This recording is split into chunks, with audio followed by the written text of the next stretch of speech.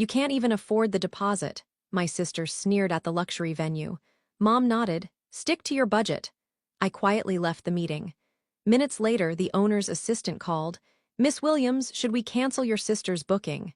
The crystal chandeliers of Belmore Estate cast prismatic light across the Italian marble floors as I followed my sister Vanessa through the grand entrance. My mother walked between us, her designer handbag swinging with each purposeful step.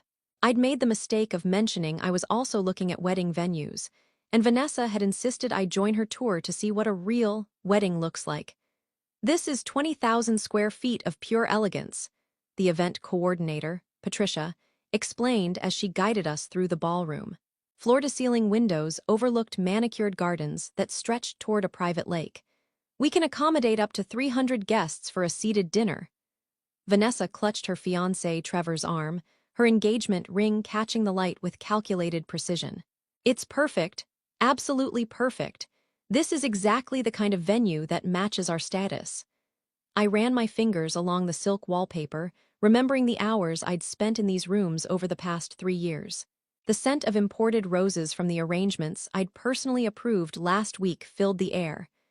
The deposit is $15,000, Patricia continued, pulling out her tablet. The full venue rental for a Saturday evening is $85,000, not including catering, florals, or we'll take it, Vanessa interrupted, not even glancing at the price sheet.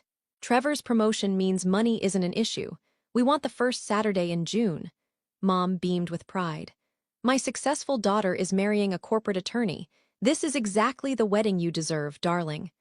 I smiled softly, studying the chandelier I'd restored 6 months ago. The original had been damaged in a storm, and I'd spent 2 weeks finding the perfect replacement crystals in Prague. Elena, why are you even here? Vanessa's voice cut through my thoughts. You can't possibly be considering this venue for your little wedding. I'm just looking, I said quietly. David and I want to explore all our options. Vanessa laughed, the sound echoing off the vaulted ceiling. Options. Sweetheart, this venue costs more than your annual salary. What do you make as a bookkeeper? $40,000. $50. Vanessa, I said gently. No, seriously. She turned to Patricia with an exaggerated, sympathetic expression. My little sister works in accounting for some small firm downtown. She's marrying a public school teacher. I mean, it's sweet, but this, she gestured around the ballroom, this is for people who have actually built something. Mom nodded in agreement. Elena, honey, you need to be realistic about your budget. There are plenty of nice community centers that rent for a few hundred. Some of them even have working air conditioning. Patricia shifted uncomfortably, glancing at me with an expression I couldn't quite read. Perhaps we should continue the tour. We moved through the estate, and with each room Vanessa's commentary became more pointed. In the bridal suite, she ran her hand over the velvet settee. Can you imagine getting ready here, Elena? Oh wait, you probably can't. Your entire apartment would fit in this room. The gardens were next, where a white gazebo stood beside the lake. This is where I'll have my ceremony, Vanessa declared. 300 guests watching as I marry the man of my dreams in the most exclusive venue in the state. It's certainly beautiful, I offered. Beautiful, Mom scoffed. It's magnificent and completely out of your league, Elena. I don't know why you insisted on coming. This is Vanessa's day. I invited her, Mom, Vanessa said with false sweetness. I wanted Elena to see what success looks like. Maybe it'll motivate her to be more ambitious. Trevor, who'd been largely silent, finally spoke. The venue is impressive. When Patricia mentioned the owner rarely makes public appearances, he added, I have to wonder if the quality matches the reputation. Patricia's professional smile never wavered. I assure you, Mr. Pearson, Miss Williams maintains the highest standards personally. Every detail of this estate reflects her vision and dedication. I caught the slight emphasis on my surname, but said nothing. We returned to the main office, a sun-drenched room with restored antique furniture and fresh peonies on the desk. Patricia pulled out the contract paperwork, her movements precise and practiced. Now, for the first Saturday in June, we do have a waiting list, Patricia began. Waiting list? Vanessa's voice sharpened. I don't do waiting lists, Trevor, tell her. Trevor pulled out his checkbook with a flourish. We're prepared to offer an additional $5,000 to secure the date immediately. Patricia glanced at me again, a question in her eyes that my mother and sister didn't notice. I gave the slightest shake of my head. That won't be necessary, Patricia said smoothly. I believe we can accommodate your preferred date. Let me just verify the calendar.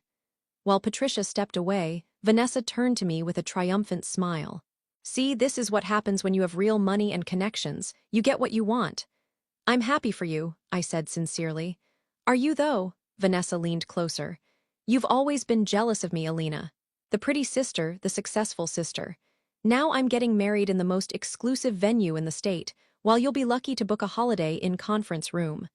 Mom patted Vanessa's hand. Darling, be kind. Alina's doing the best she can with her limited resources. Not everyone can be exceptional. Something vibrated in my purse. I pulled out my phone to see a text from Patricia's personal cell. Do you want me to decline the booking? I quickly typed back. No, process it normally. Say nothing. Patricia returned with a warm smile. Good news. The first Saturday in June is available. Let's go over the contract details. For the next 30 minutes, Vanessa negotiated every aspect of the venue rental with the confidence of someone who'd never been told no. She demanded premium linens, exclusive use of the grounds, access to the wine cellar, and a personal assistant for the week of the wedding. Our standard package includes, Patricia began. I don't want standard, Vanessa interrupted. I want the owner's package, whatever Miss Williams reserves for her most important clients. I almost laughed but turned it into a cough. I'll need to check on that, Patricia said diplomatically. Check with whom? The mysterious owner. Vanessa rolled her eyes. Honestly, it's a bit pretentious to never show your face to clients. What kind of businesswoman hides behind her staff? I studied my cuticles, counting silently in my head. Miss Williams is very hands-on, Patricia said, her voice cooling slightly. She personally approves every event and often attends them incognito to ensure quality. Incognito, Mom repeated with a snort. How dramatic. In my day, business owners had the backbone to show their faces. Perhaps she's not that impressive, Vanessa suggested. Probably inherited the place and let the real professionals run it. I bet she's some frumpy middle-aged woman who wouldn't know elegance if it hit her. I felt my phone buzz again. Another text from Patricia. I'm 5 seconds from telling her everything. I replied, wait. Trevor signed the contract with unnecessary flourish while Vanessa continued her monologue about their wedding vision. I want everything to scream sophistication. No tacky decorations, no budget flowers, everything imported, everything exclusive. We'll do our best to meet your expectations, Patricia said, her professionalism admirable. Not your best, Vanessa corrected. Your absolute finest. Trevor is paying premium prices, and I expect premium service. If your owner has a problem with that, she can tell me herself. Assuming she's capable of communication, Mom added with a laugh. I stood quietly preparing to leave. I should get going. David's expecting me for dinner. Oh, right, David, Vanessa said dismissively. The teacher, what does he make? $40,000 a year. And you're what, $50? That's $90,000 combined. Cute. Trevor makes $300,000, and I pull in $150 with bonuses. We're practically a different species financially. Different species, I repeated softly. That's one way to put it. Don't take it personally, sweetie, Mom said, touching my arm with false sympathy. You chose a simpler life. There's no shame in being ordinary. Vanessa leaned back in her chair, surveying the office like a queen on her throne. You know what, Alina? Since I'm feeling generous, I'll give you some advice. Don't try to compete with this. Find a nice little barn venue or a restaurant backroom. Have a small wedding with 50 guests. Serve chicken instead of filet mignon, and accept your limitations. You'll be much happier when you stop trying to reach above your station. Above my station, I echoed. Exactly. Vanessa nodded enthusiastically. Know your place in life. I'm the successful daughter who made something of herself. You're the mediocre one who did the bare minimum. That's just how it is. Mom squeezed Vanessa's shoulder proudly. My brilliant girl, you've always been so clear-eyed about reality. I picked up my purse, catching Patricia's eye one final time. She looked like she was ready to explode, but I smiled peacefully and headed toward the door. Alina, Vanessa called out, her voice dripping with mock concern. Please don't embarrass yourself by trying to book anything here. Patricia, if my sister calls about pricing, just tell her it's out of her range. Save everyone the awkwardness. Patricia's jaw tightened. I'll handle any inquiries appropriately. You can't even afford the consultation fee, Vanessa continued, laughing. What is it? $500 just to get pricing? That's probably your grocery budget for a month. I paused at the door, my hand on the ornate handle I'd selected from a catalog of Italian imports.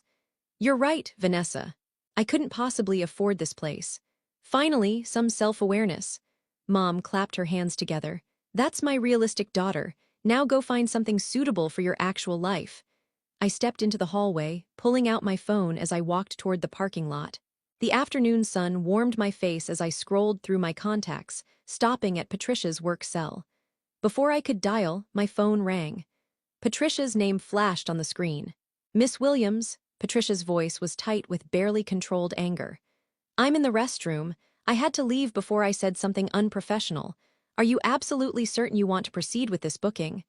Process everything normally, I confirmed, leaning against my car. Standard contract, standard terms. But they're just your own sister, Patricia's voice cracked. I've worked for you for 3 years, and I've never wanted to violate client confidentiality more than right now. I know. She called me mediocre. Your mother said I was ordinary, and they're booking your venue while insulting you to your face. I noticed. Patricia took a deep breath. What do you want me to do? I watched a pair of doves land near the fountain I'd commissioned from a sculptor in Florence. Give them everything they asked for. Premium package, personal assistant, exclusive ground access. Make it perfect. You're going to let them have their wedding at your estate after they treated you like that? I'm going to let them book it, I corrected. What happens after that depends entirely on them. Silence on the other end. Then Patricia's voice came back with a note of understanding. You're planning something. I'm not planning anything. I'm simply going to continue being myself. I unlocked my car. Process the booking, Patricia, and thank you for your professionalism today. I know it wasn't easy. It was the hardest thing I've ever done, she admitted. But Miss Williams, Alina, they're going to find out eventually. Yes, I agreed. They are. I ended the call and drove home to the brownstone I'd purchased 5 years ago, before Belmore Estate, before any of my family knew the extent of my business ventures. David was in the kitchen making his famous lasagna, and the smell of garlic and basil filled our home. How was the venue tour? He asked, kissing my cheek. Illuminating, I said, wrapping my arms around his waist. Vanessa booked Belmore for June. David turned, his eyes widening. You're Belmore? She booked your venue. She doesn't know it's mine. Alina, he studied my face carefully. What are you thinking? I'm thinking, I said slowly, that I'll give her exactly what she asked for. The finest venue, the premium package, the owner's personal attention. And then we'll see what happens when someone realizes they've been standing on the neck of the person who controls everything they want. David knew me well enough not to push further. We ate dinner, discussed his students, talked about our own wedding plans, simple and intimate, just 40 people at the estate's private garden cottage that I'd never shown my family. 2 weeks later, Vanessa called me at work. I was in my actual office, a converted warehouse downtown that housed my investment firm's headquarters, but I answered from my desk in the small accounting firm where I kept a part-time presence. Alina, I need to talk to you about something important, Vanessa began, her voice unusually serious. What's wrong? Nothing's wrong. Everything's perfect, actually. I've been thinking about what I said at Belmore and I was too harsh. I set down my pen. Okay, I want you to be my maid of honor. The request hung in the air between us. Vanessa, you have 3 best friends who have been planning this role since high school.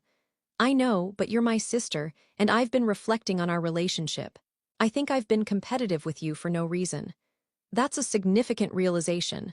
I want to make amends. Say yes to being my maid of honor, and I'll help you plan your wedding. I have connections now, Alina. I can get you discounts at vendors, help you find an affordable venue. It's the least I can do. I leaned back in my chair, studying the financial reports spread across my desk, reports from the 12 businesses I owned, including Belmore Estate. That's very generous. So you'll do it. Can I think about it? Vanessa's voice tightened. Why would you need to think about it?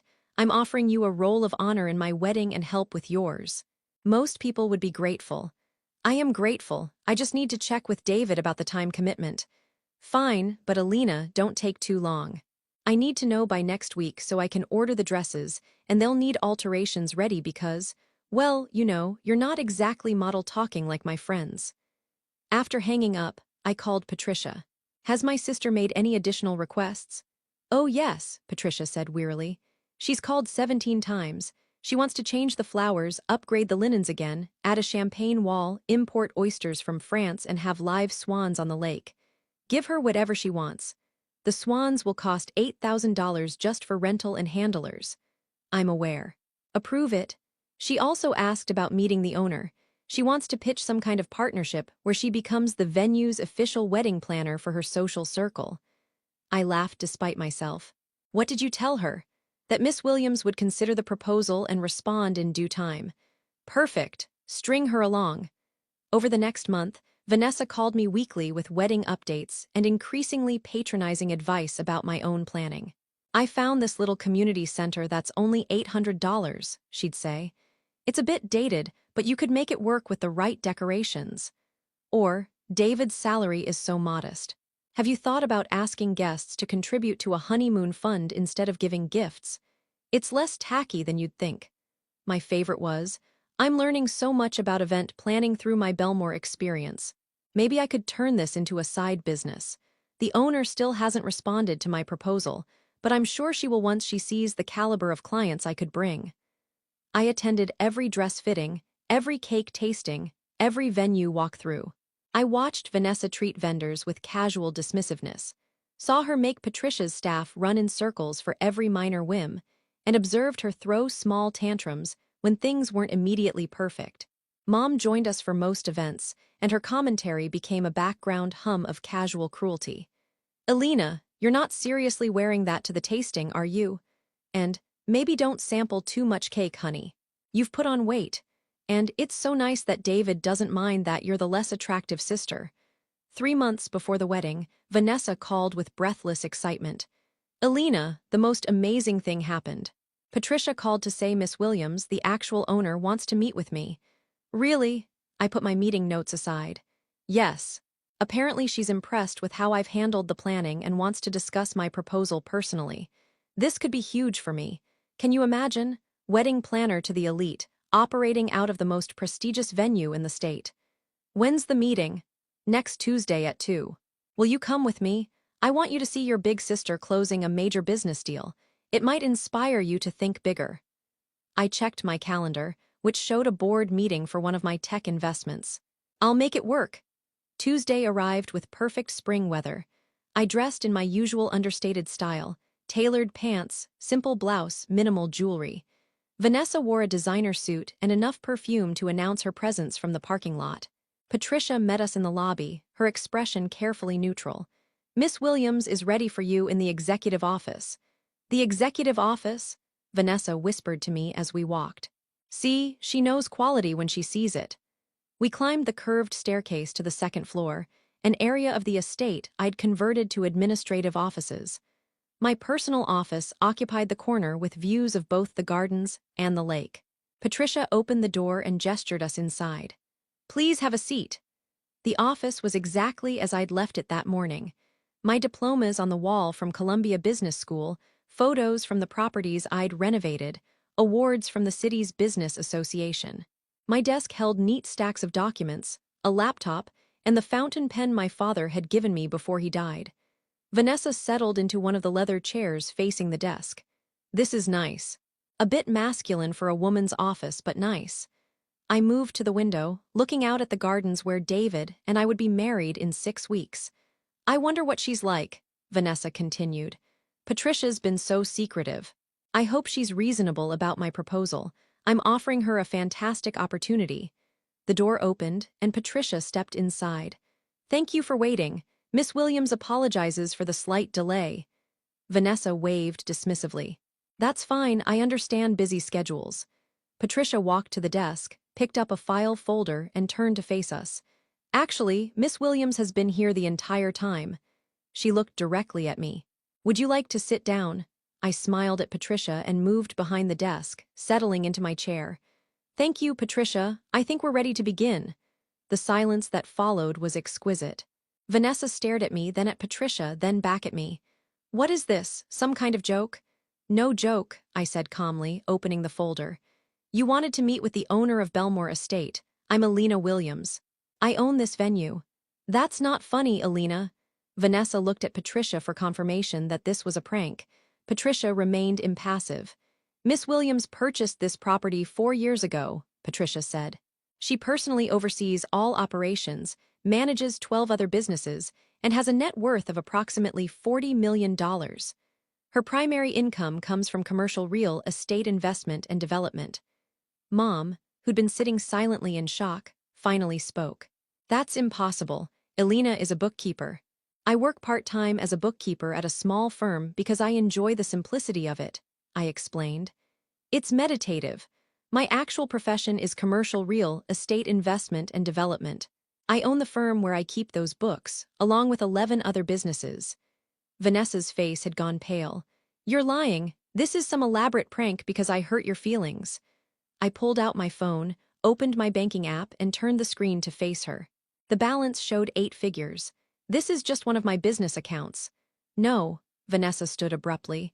"No, this is insane. You drive a Honda Civic. You live in a tiny apartment. I live in a 4,000-square-foot brownstone worth $2 million.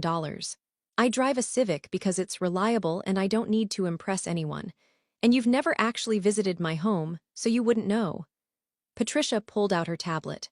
"Would you like me to go over the estate's finances or perhaps show the ownership documents filed with the county?" Mom's hands trembled as she gripped her purse. "Why would you hide this from us?" "I didn't hide it. You never asked. You assumed I was struggling because I didn't flaunt my success. And that assumption revealed everything I needed to know about how you value people." Vanessa sank back into her chair. "You own this venue the entire time, and you let us say exactly what you thought," I finished. "Yes. But why?" Tears formed in Vanessa's eyes. "Why would you humiliate me like this?" "I haven't humiliated you, Vanessa. I processed your booking, gave you everything you asked for, and provided excellent service through Patricia's team. The only humiliation you're feeling is from the realization that you built your entire self-worth on a false premise." Mom found her voice. "This is cruel, Alina. Let us believe you were poor. Let us feel sorry for you." "You never felt sorry for me," I interrupted, my voice still calm. "You felt superior to me. There's a difference.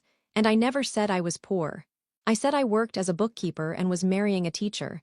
Both true statements. You added your own interpretations." Patricia cleared her throat.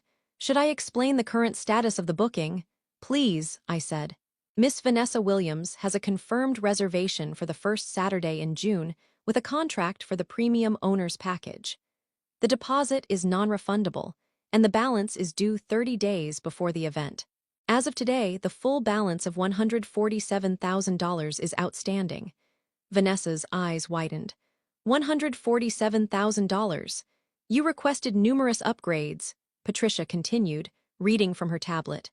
"French imported oysters, live swans, premium imported linens, exclusive ground access, the owner's wine cellar, a personal assistant for the week of the event, upgraded lighting packages, and a custom floral installation requiring flowers from 4 different countries.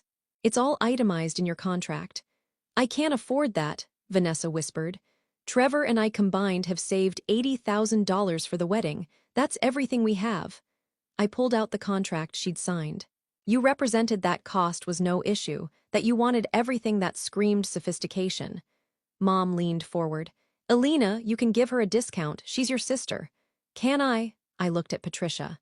"What's our policy on discounts?" "Belmore Estate does not offer family discounts," Patricia said without missing a beat.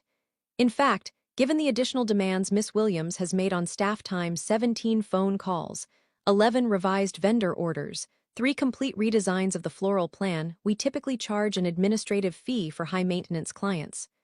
"How much is that fee?" I asked. 20% of the total contract value, in this case, approximately $29,000. Vanessa stood again, her chair scraping against the hardwood floor.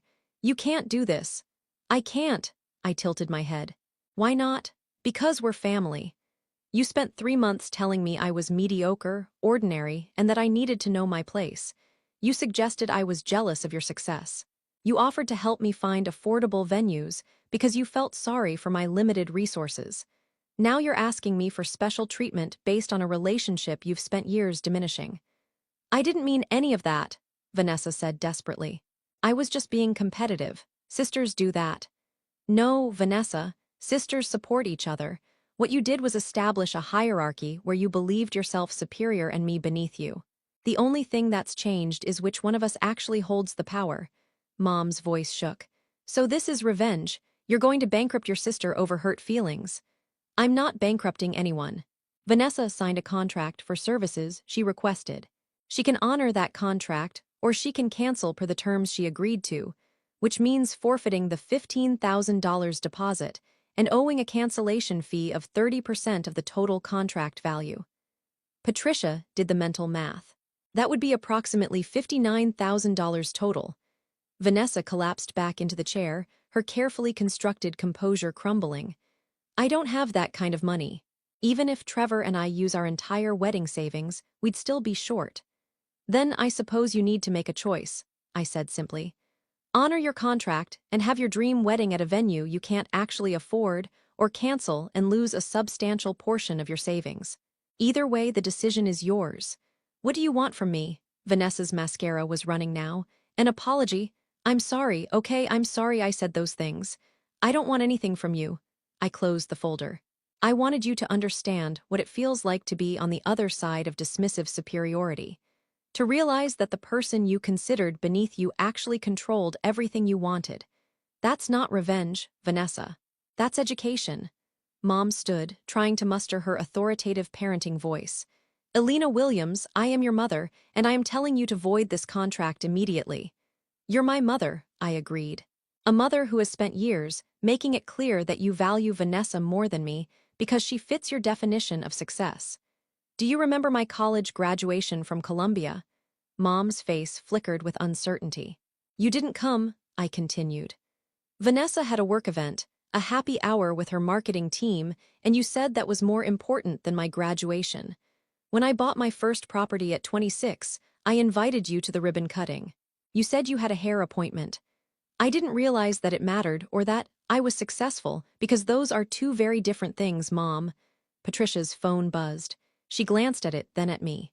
The Hendersons are here for their 3 o'clock consultation. Thank you, Patricia, we're just finishing up. I stood, smoothing my blouse. Vanessa, you have until the end of business today to make a decision about your contract. Either commit to the full payment plan or file for cancellation. Patricia will handle either choice professionally. Vanessa wiped her eyes, smearing her mascara further. And what about you? Are you going to tell everyone? Make sure all my friends know that my little sister is actually some real estate mogul who humiliated me. I'm not going to tell anyone anything. Your choices are your own business. But Vanessa, I waited until she looked at me. The next time you assume someone is beneath you because they don't flaunt their success, remember this moment. Mom gathered her purse with shaking hands. I can't believe you treat your family this way. The way you treated me, I asked quietly. With dismissiveness and condescension, or the way you thought I deserved with patience and professional courtesy. Neither of them had an answer. Patricia escorted them out, and I heard Vanessa crying as they descended the stairs. I returned to the window, watching them exit through the main entrance. They stood by Vanessa's car for several minutes, arguing based on their gestures, before driving away separately. My phone rang 20 minutes later. David's name appeared on the screen. Your sister called me, he said without preamble. She's hysterical. She wants me to convince you to give her a discount. What did you tell her?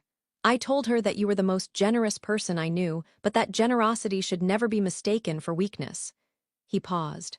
She also called me a struggling teacher who married above his station. Even while asking for help, she couldn't resist being condescending. I smiled despite myself. Did you tell her about your family trust? No. Let her think what she wants. I get why you work as a bookkeeper now. There's something peaceful about being underestimated. There is, I agreed. At 4:30, Patricia called. She canceled. Paid the cancellation fee with a bank loan from what I can tell. Trevor looked devastated, and the partnership proposal was withdrawn. She asked me to forward a written apology to you. Did you read it? I may have glanced at it, Patricia admitted. It was very sorry you were offended rather than sorry I was cruel. That sounds about right. Patricia hesitated. For what it's worth, I've never been prouder to work for someone. Watching you maintain your composure while they say those things. Thank you, Patricia, that means a lot. So, what now? I looked out at the gardens where my own intimate wedding would take place. Now we get back to work. The Hendersons need an event coordinator, and I have a board meeting at 6. Just another day at Belmore Estate, Patricia said with a smile in her voice. Just another day. 3 weeks later, I received a card in the mail. Vanessa's handwriting, but steadier than usual. Alina, I've spent weeks trying to write this, and nothing sounds right. I can't apologize enough for how I treated you not just at the venue, but for years. You were right. I built my self-worth on the idea that I was better than you, and losing that illusion has been devastating. Trevor and I are getting married at a small restaurant. We've invited 40 people. Mom keeps crying about the embarrassment, but honestly, it feels more authentic than the spectacle I was planning. I don't expect your forgiveness, but I want you to know that I'm trying to become someone who deserves a sister like you. Congratulations on your wedding next month. I wasn't invited, and I understand why. I hope you and David have everything you deserve. I placed the card on my desk next to the invitation list for my own wedding. After a moment, I picked up my phone. Patricia, add one more couple to the guest list. My sister Vanessa and her fiancé Trevor. Email me their address, and I'll send an invitation today. Are you sure? Patricia asked. I looked at the card again, at the shaky handwriting that betrayed how hard this had been to write. She needs to see what treating people with genuine respect looks like, even when you have every reason not to. That's very gracious of you.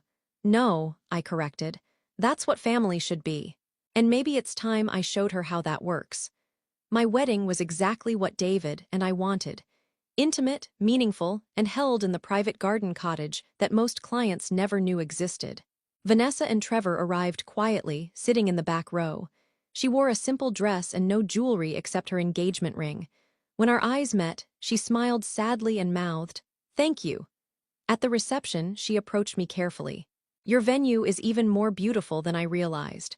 The personal touches, the garden you designed, the cottage you restored, it's not just elegant, it's authentic. That's what happens when you build something for meaning rather than status," I said gently. She nodded, tears forming. "I'm learning that, slowly." Mom joined us, her expression uncertain. "Alina, I owe you an apology too. I let ambition and social standing color how I saw you. I'm ashamed it took this to make me realize that you were successful all along, just not in the ways I was taught to recognize." I hugged them both, feeling the years of tension begin to ease. "We're all learning," I said. "That's what matters." As the sun set over the lake I'd restored, as David held me close on the deck I'd designed, as 40 of our closest friends and family celebrated around us, I realized that this quiet triumph of authentic connection was worth more than any dramatic revelation. Vanessa pulled me aside before leaving. "I still don't understand why you invited me after everything." I smiled, squeezing her hand. "Because you wrote that card, because you're trying, and because the point was never to destroy you, Vanessa. It was to help you understand that treating people with dignity isn't dependent on their bank balance or their job title." "I'm really trying," she whispered, "to be better." "I know. And that's why you're here." She left with Trevor, waving from their car, and I returned to my wedding, my real life, built not on assumptions or status or superiority, but on the quiet confidence of knowing exactly who I was and never needing to prove it. The venue I'd built, the man I'd chosen, the family I was teaching slowly to see people for who they truly were rather than what they appeared to be. Sometimes the greatest power isn't in the dramatic reveal. It's in the choice to extend grace after you've already proven your point. And that, I'd learned, was the only kind of success that actually mattered.